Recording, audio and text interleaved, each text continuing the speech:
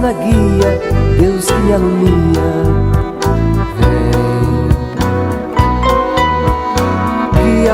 O Clube do Ouvinte RU Nossa Senhora de Guadalupe traz até você a Lei do Amor. Defende dos perigos, dos inimigos da vida.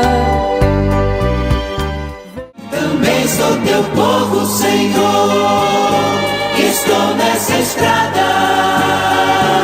Somente a tua graça basta e mais nada, o povo de Deus. Olá, caros amigos e amigas, ouvintes da Rádio Universidade. Mais uma vez é uma grande alegria estarmos aqui, através dessas ondas da Rádio Universidade, ligada à Universidade Católica de Pelotas e à Arquidiocese de Pelotas, para falarmos, discorrermos sobre a Lei do Amor. Nesse programa estaremos mais uma vez tratando sobre os 10 mandamentos e especial ênfase no 4º mandamento. Quando nós, no programa passado, falamos do 3º mandamento, nós encerrávamos os mandamentos que dizem respeito do nosso comportamento em relação a Deus. Os 3 primeiros mandamentos, né? É amar a Deus sobre todas as coisas, não pronunciar o nome do Senhor em vão e guardar os dias santificados, domingo e dias especiais de festa de preceito, né? Natal, Páscoa, Sexta-feira Santa, 1º de janeiro, né? Então, 8 de dezembro, a grande festa da Imaculada Conceição, dogma da nossa fé, tudo estava incluído dentro do 3º mandamento. Agora nós iniciamos uma nova etapa, que vai do 4º ao 10º mandamento. E esses são os preceitos dados a Moisés por Deus lá no Monte Horebe, para que o homem soubesse como agradar a Deus se comportando em relação ao outro homem. Os primeiros 3 mandamentos nos dizem, né, que nada nos falta porque temos o amor de Deus. Mas para completar o amor de Deus na nossa vida, na nossa ação, né, é necessário que nós também cultivemos o amor ao próximo. E este amor ao próximo, ele nos é regrado do 4º ao 10º mandamento. O Senhor Jesus disse lá para os discípulos no Evangelho de João: amai-vos uns aos outros, assim como eu vos amei. Em resposta à pergunta feita acerca desses primeiros mandamentos, Jesus diz: o primeiro é este: ouve Israel, o Senhor nosso Deus é um só. Amarás o Senhor teu Deus de todo o teu coração, com toda a tua alma, com todo o teu entendimento e com toda a tua força. E o segundo mandamento é: amarás teu próximo como a ti mesmo. Não existe outro mandamento maior do que estes. Podemos encontrar isto no Evangelho de Marcos, capítulo 12. O apóstolo São Paulo vai nos recordar também que quem ama o próximo cumpre plenamente a lei. De fato, os preceitos: não cometerás homicídio, não roubarás, não cobiçarás e qualquer outro mandamento se resumem neste: amarás o teu próximo como a ti mesmo. O amor não faz nenhum mal contra o próximo. Portanto, amor é o cumprimento perfeito da lei. Então, a lei do amor de Deus, que é me sentir amado, não me sentir desanimado, me sentir envolvido e procurar e buscar mais profundamente este envolvimento, ele atinge a sua plena realização quando esse amor de Deus no meu coração, no meu pensamento, na minha vida, produz uma reação de amor profundo e profundo respeito ao próximo. Até nisso, nós temos, dentro da dogmática da Igreja, aquilo que esclarece os dogmas da nossa fé, nós temos um fruto que se chama longanimidade. Deus é longânime.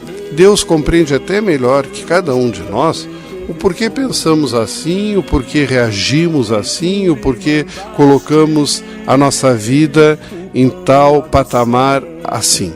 E nós, muitas vezes, olhamos o nosso próximo, a nossa próxima, e ficamos assim julgando o seu comportamento, julgando as suas palavras, às vezes condenando a priori, nem vendo todo o raciocínio, né? Só que pela lei do amor ao próximo, eu deveria ser longânime, eu deveria perguntar assim: por que será que esta pessoa faz isso? Por que será que essa pessoa fala isso? Quais são os motivos que a levaram?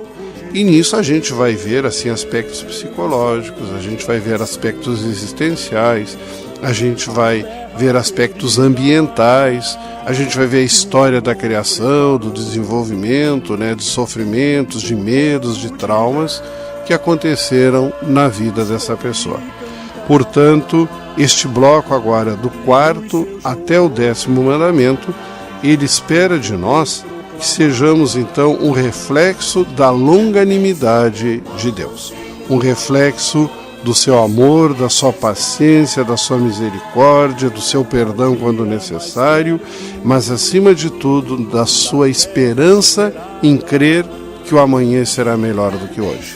E de eu tentar visualizar que o hoje foi muito melhor que o ontem, porque hoje a minha vida teve mais uma caminhada madura, mais gestos de maturidade, tanto no pensamento cristão, como também no eu me tornar um ser humano realmente mais humano, e por ser mais humano, com uma grande capacidade de amar. O amor é aquele que supera todos os outros sentimentos e todas as outras ações.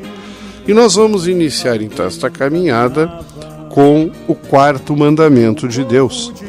O 4º mandamento de Deus, lá no Êxodo 20, diz: honra teu pai e tua mãe, para que vivas longos anos na terra que o Senhor, teu Deus, te dará.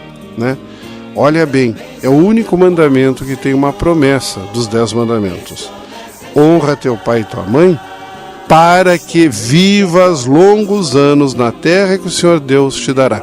Ele promete vida longa àqueles que honram o pai e a mãe.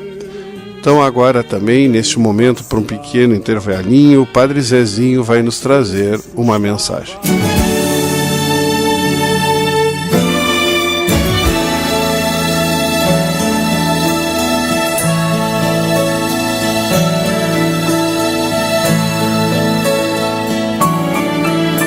Minha prece de pai é que meus filhos sejam felizes.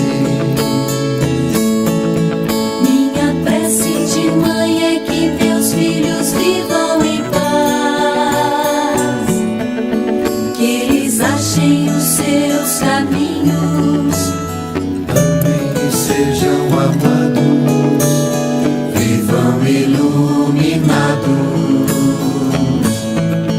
Nossa prece de filhos é prece de quem agradece. Nossa prece é de filhos que sentem orgulho dos pais, que eles trilhem os teus caminhos, louvem e sejam louvados, sejam recompensados. Ilumina, ilumina nossos pais, nossos filhos e filhas. Ilumina, ilumina cada passo das nossas famílias. Ilumina, ilumina nossos pais, nossos filhos e filhas. Ilumina, ilumina cada passo das nossas famílias.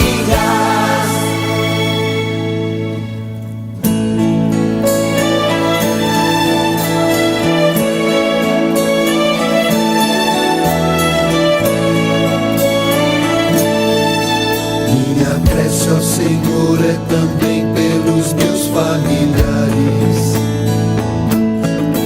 Minha prece ao Senhor é por quem tem um pouco de nós, que eles achem o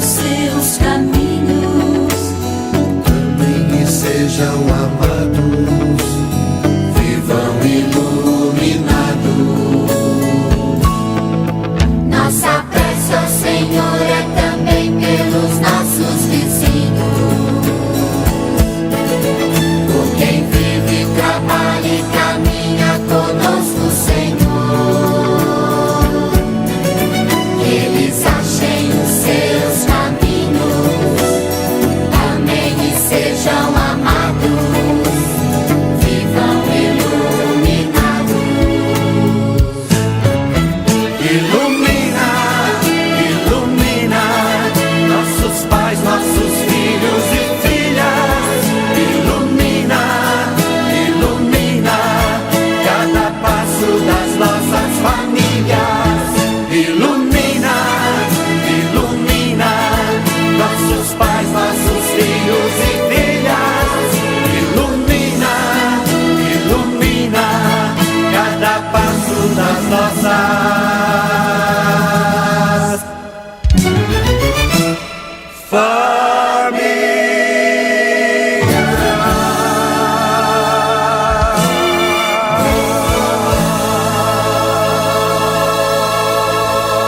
Bem, depois de então termos acompanhado esta bonita canção, né, antiga, mas tão bonita, sempre atual, do Padre Zezinho, né, nós queremos então mais uma vez, né, lembrar quando Jesus foi em peregrinação com os pais no templo e os pais o perderam, e quando estavam retornando, se deram conta que Jesus não estava na caravana, retornaram lá e encontraram Jesus entre os sábios do templo, né, respondendo perguntas, mostrando a sua sabedoria divina. Jesus seguiu com eles para Nazaré. E lá em Nazaré, Lucas diz que ele era obediente a eles. Talvez assim, no mundo da minha época de infância e no mundo de hoje, né, muitos conceitos mudaram, sobretudo dentro da família, né? O próprio conceito de família se modificou. Muitas vezes nós já não temos essas famílias tão estruturadas, mas muitas vezes nós encontramos também almas caridosas, com parentescos de sangue ou não, que fazem às vezes de pais de tantas e tantas crianças que estão aí. E Lucas ressalta na boca de Jesus, né, que no comportamento de Jesus também, que era muito importante obedecer àqueles que cuidam de mim, que sofrem por mim quando estou doente, quando estou preocupado, quando estou com dificuldades, que se alegram com mim no meu sorriso inocente, na minha alegria tão natural de criança, né? Que compartilham os sonhos da adolescência, que me amparam também quando eu já estou na maturidade da vida, né? E lembrar que obediência significa, assim, um ato de reverência muito grande a essas pessoas tão importantes na nossa vida. Jesus também sempre recorda, né, a força deste mandamento de Deus. E o apóstolo Paulo nos ensina assim: filhos, obedecei a vossos pais no Senhor, pois isto é de justiça. Honra teu pai e tua mãe. Este é o primeiro mandamento que vem acompanhado de uma promessa, a fim de que sejas feliz e tenhas longa vida sobre a terra. Está lá na carta aos Efésios, no capítulo 6. Olha bem, honrar pai e mãe, São Paulo nos coloca que nós teremos felicidade e uma longa vida. O quarto mandamento, ele então nos indica a ordem da caridade. Deus quis que depois dele mesmo honrássemos os nossos pais, a quem devemos a vida, os quais nos transmitiram o conhecimento de Deus. Devemos honrar e respeitar todos aqueles que Deus, para o nosso bem, revestiu de sua autoridade. E lembramos, né, neste quarto mandamento, que é um mandamento muito especial, sobre a família. Então, de acordo com este mandamento, como acabamos de meditar, Deus, depois dele, investiu os nossos pais de autoridade. A comunidade conjugal está fundada na aliança e no consentimento dos esposos. O casamento e a família estão ordenados para o bem dos cônjuges, para a procriação e para a educação dos filhos. A salvação da pessoa e da sociedade humana está estritamente ligado ao bem-estar da comunidade conjugal e familiar. Os filhos devem a seus pais respeito, gratidão, justa obediência e ajuda. O respeito filial favorece a harmonia de toda a vida familiar. É interessante que lá no livro do Eclesiástico, né, já o autor nos dizia alguma coisa sobre este respeito e esta ajuda dos filhos aos pais. Inclusive uma frase forte, né? Por mais difícil que seja a tua mãe, o teu pai, na velhice dele os guarda com carinho, porque realmente serás recompensado por Deus. O amor investido na figura do pai, na figura da mãe, é o amor investido e reconhecido da autoridade que Deus deu a eles. Então, por consequência, é um amor à autoridade divina. Às vezes a gente se queixa, mas lidar com pessoas anciãs é difícil, são maniáticos, né? Mas nós também vamos para lá, né?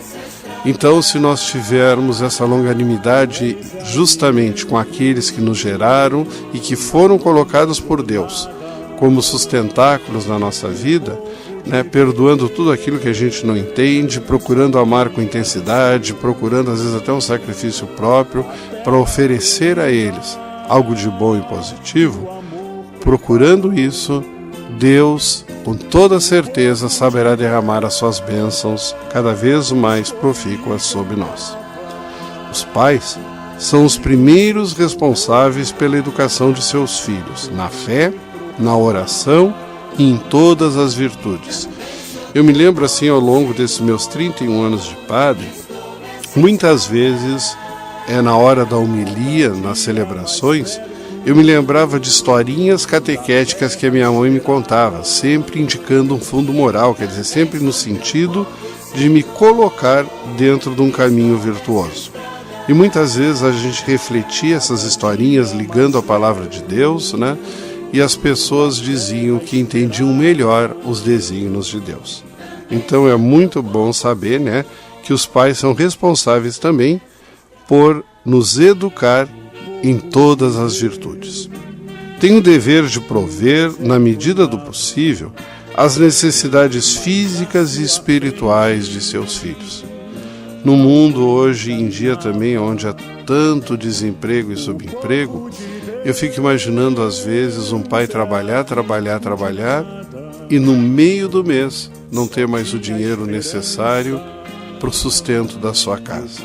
Como deve ser um sofrimento interior, né? Gerou, sonha com o melhor, se preocupa, entrega o seu suor, o seu sacrifício, às vezes chega assim a se abandonar total para obter isso e às vezes não é possível, né? Então, esse dever de prover, o Papa coloca muito claro no seu catecismo, né? Se na medida do possível. Ninguém é culpado de não conseguir dar tudo aquilo que gostaria para os seus filhos, se o seu trabalho honestamente exercido não capacita para isso, né? Claro que muitas vezes eu posso me agarrar a vício de jogo, a vício do alcoolismo, né? A vícios outros de festas e vida desregrada, e isso sim, isso tira muito daquilo que eu poderia oferecer aos meus. Mas quando eu, na honestidade, no amor, assumindo essa responsabilidade que Deus me revestiu, e eu não consigo, esse mandamento exime de qualquer culpa, né? E quer formar a consciência de que devemos buscar mais em Deus e na sua providência, e na certa Ele não vai nos abandonar, porque Ele não daria uma autoridade, não fecharia um compromisso conosco, não nos cercaria, né, de várias tarefas, se não fosse possível nós executá-las de fato e concretamente. Os pais devem respeitar e favorecer a vocação de seus filhos. Lembre e ensine que a primeira vocação do cristão consiste em seguir a Jesus. Várias vezes ao longo da minha caminhada como sacerdote, eu ouvi jovens dizerem: mas o meu pai está muito preocupado, minha mãe está reclamando muito que eu vivo na igreja, que eu só quero viver na igreja, né? Isso faz parte do ideal do adolescente, tem fases na vida, né? Descobre a palavra, descobre os amigos, descobre as canções, descobrem que podem dizer as frustrações muitas vezes, né? Partilhar com os outros nas dinâmicas dos grupos jovens. E aí para eles é um espaço bom. Eu não sei por que algum pai, alguma mãe deveria se preocupar que o filho está indo muito na sua comunidade de fé. Eu não acredito que na comunidade de fé vão ensinar alguma coisa errada para os filhos, né? Alguma coisa errada contra os pais, alguma coisa errada contra a família, alguma coisa errada contra o compromisso amoroso que, como filhos e filhas de Deus, todos devem ter. Então a gente não deve se preocupar, né? E vocações também, eu me lembro do meu primeiro ano de padre lá no interior, tinha uma família que me acolhia muito quando eu ia rezar a missa na sua comunidade, e essa família era até o casal presidente da comunidade. E sempre eu ia lá e eles convidavam para o almoço, tudo, né? E eles tinham um filho de 25 anos, e o filho uma vez conversou comigo que gostaria de ser padre, entrar no seminário. Então um dia no almoço eu falei com essa família, né? A primeira resposta que eles me deram: e quem vai cuidar de mais se ele que faz a lida das terras? E a partir daí não foram mais na missa e se mudaram até do local. Porque era muito feio, né? O filho ter uma inspiração para o sacerdote, não sei se seria ou não, mas tiraria então quem cuidava, né, do serviço da horta, do pomar, das galinhas, dos porcos, né? Então os pais que eram até então um ícone de fé, agora se preocuparam demais e abandonaram e estavam preocupados com o seu cuidado. Deus é a divina providência, né? Jesus é a divina providência que Deus colocou. A divina providência não falha. Olhando para trás, a gente vê quando pensava que era o fim, e tudo reinicia e continua até hoje.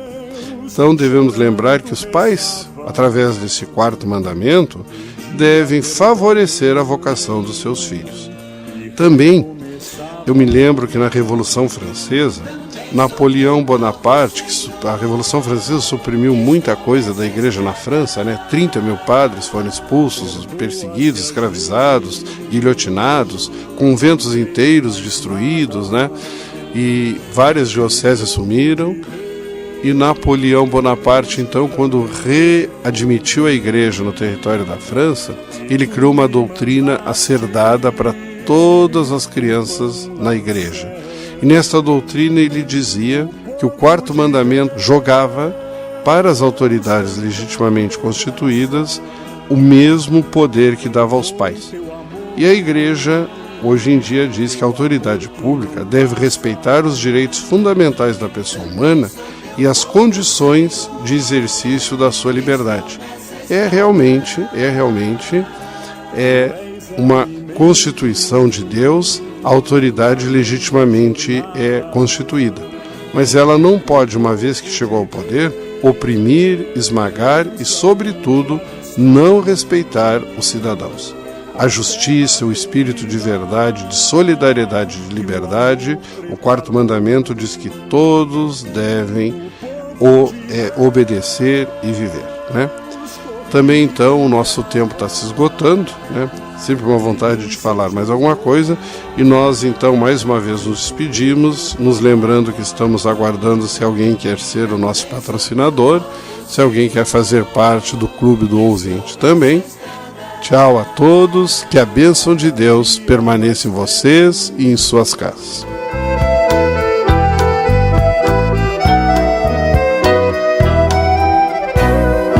Frente, paz na guia, Deus que me alumia.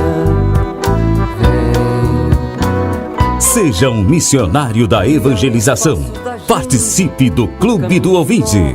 Um oferecimento Rádio Universidade, uma emissora da Arquidiocese de Pelotas. Dos inimigos da vida, vem, ó Deus, nos defender, nos proteger. Vem.